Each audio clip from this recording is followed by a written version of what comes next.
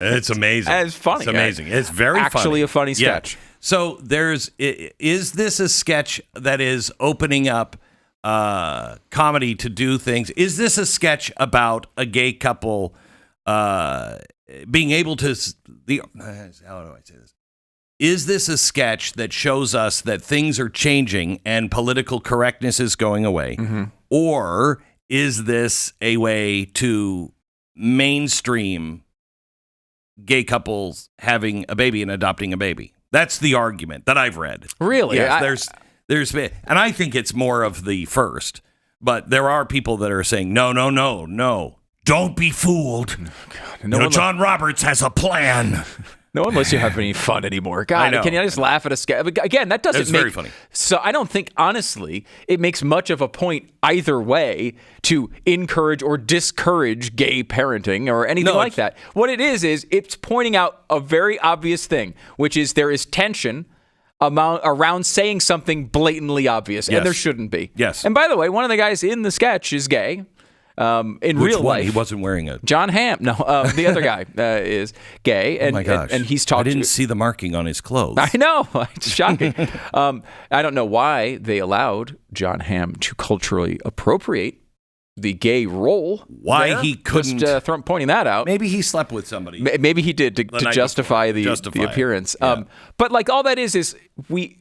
This is an uncomfortable thing to say, and it is a thing that society has made uncomfortable, and they're saying it out loud. That is the basics of comedy. And they're saying you can't say that. Right. They're noticing how bizarre it is that you can't question it. Correct. When every single person on earth is aware that asking, hey, where did the baby come from, to two men is a reasonable question, because, of course, two men can't produce a baby by themselves.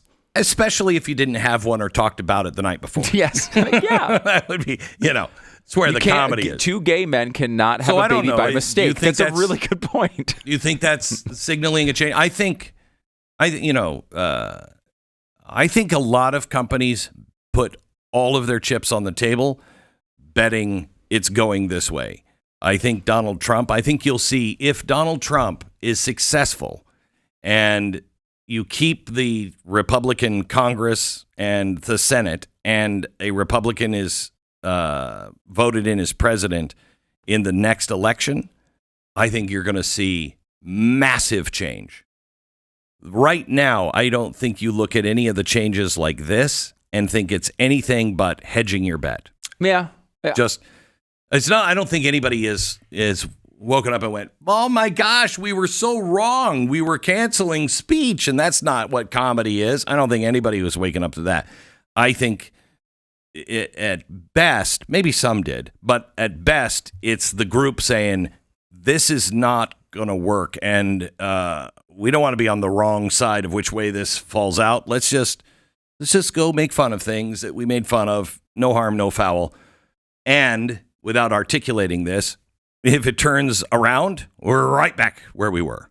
Yeah, and I don't think that you're going to start seeing all these conservative things going on Saturday Night Live. The point is that can you find comedy wherever it is? We went through a period, I think, through the Barack Obama era and into the woke, Biden era, where you basically weren't allowed to find comedy in things that were funny. Oh no, and that's always been the way that comedy's worked. It went for Clapter years. And it still is on a lot of shows. Oh, I know. It's for over a decade. Yeah. Jimmy Kimmel, is doing that still. Seth Meyers, what's his face, Colbert. They'll be dustbin of history. Those guys will be. Because, I don't think that's going away, per se. No, but it's not going to be as mainstream as it was or tolerated like it was. It's boring. You see what's happening to Snow White. Disney is still doubling down. So Disney is still going, we're going that way. Okay, well, go ahead. Here's what I find fascinating about this is that the left, those like Disney who are continually doubling down, Disney has always been the number one storytelling company, right? Sure. And what is it that the right does horribly for forever in my lifetime? Tell stories. We're not good storytelling people. We, just conservatives, they capture the heart. We try to capture the mind. And you got to go to the mind through the heart. And so that's how they can move so many mountains that we just can't seem to move, because they're good at storytelling. What are they doing now? Look at the Christian movies and how good they are. Okay? They're fantastic now. Not all of them, but some of them are really, because they're just telling a story. Have you seen House of David? You've been watching that at all? No. It's unbelievable. Is it? Oh, it's unbelievable. And I don't feel preached at. I don't feel anything, except that's a great story. Okay? And you don't have to believe the Bible to look at it and say, it's a great story. It's not screaming at you, and this is true, and you'll burn in hell if you don't buy every single word of it. It doesn't do that. That's what Christian movies used to do. It's so fascinating to me that right now, we're learning the lesson that no matter how hard people screamed at Christian movie making people, they never seem to get it. I want to bring my friend to go see this. I want my friend to experience a moment where they're just filled with the love of God. But if you beat them over the head with it, they're never going to. How many times did you ever take a friend to a movie because you really wanted to see them and you were trying to, help them find a path or whatever, and everybody said, oh, you got to bring your friend to this. And so you did, and then you're sitting like 5 minutes in and you're like, oh, dear God. And you just want to look at your friend and go, I'm sorry. I'm sorry. Because this is so transparent that it is just trying to make these guys look bad. And that's, you might actually hold that point of view, but you're not like that.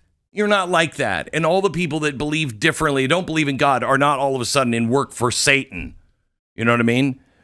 And we just beat people over the head. And now suddenly we've gotten it, and we've learned how to tell great stories. And so now what's growing like crazy? God stuff, religious programming, and it's just because it's good.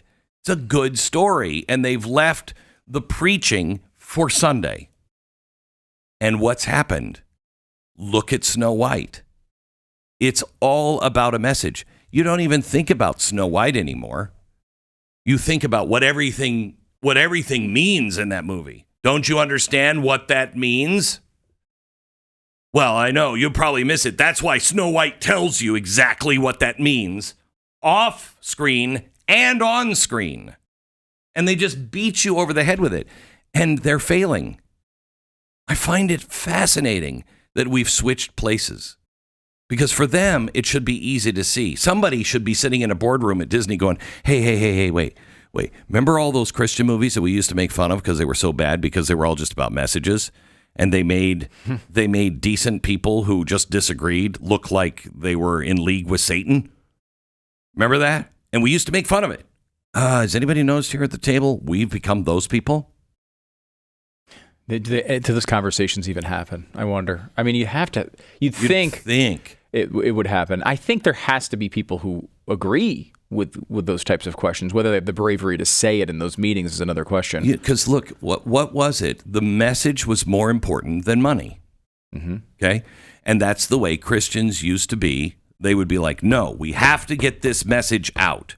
You'd be like, but nobody's coming to come and watch this movie. Yes, but if we can only get one person to understand, wouldn't it be better to get millions of people to come in and hope maybe we could save a handful of them? Yeah, open their minds a little bit. Just open their minds a little bit. And the next movie, open their mind a little bit. Right, maybe 25 conversations down the road, something good happens. Who knows? Just plant the seed. This is one of the miracles of the market. By the way, it doesn't require you to be a good person. It doesn't require you to have the best intentions. No. Oftentimes, it leads to really good conclusions anyway. And by the way, speaking of that, we've been talking about The King of Kings, the movie from Angel Studio, which is out right now. How'd that do? Number 2 at the box office, only behind Minecraft, which is one of the biggest movies of all time. I mean, it's going to wind up with, it's already $300 million at the box office.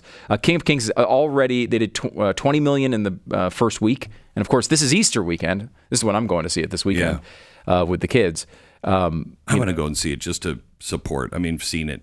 I just want to go and support it. Yeah, for sure. I think there is part of that, right? But like they always try to demean some of these things. Well, these are message movies, and people are they're buying tickets, and then they're buying tickets for other people. And there are people that do that. You can do that at angel.com/Stu. You can go there and you can actually check. I want to pay it forward for other tickets. That's great if you want to do that. But these are just movies that people like and are interested in and enjoy. Yeah, you don't get to be number 2. Yeah. You might get to be number 2, but next weekend you'd be off the charts because the word of mouth would be so bad. And the word of mouth on King of Kings is great. Yeah, still number 2 even yesterday. And it's increasing because of, obviously the tide of Easter helps, but it's a good movie that people really like. And that's much more important than, some purity test, where you're going to wind up wasting millions of dollars on a movie that nobody cares about. Look at what happened with the Mel Gibson movie. What was the one? It was in Passion of the Christ? Yeah, Passion of the Christ. It was the whole thing was in Aramaic. Like 4 people on the earth speak Aramaic. But it was such powerful storytelling that it just cleaned house at the box office. And it wasn't just 1 week or 2 weeks. It went on and on and on and on. Mm-hmm. It's interesting to watch and see how we're now finding ourselves in the driver's seat with storytelling, and they're still out in the parking lot kicking rocks going, what the hell just happened? Why did Snow White fail?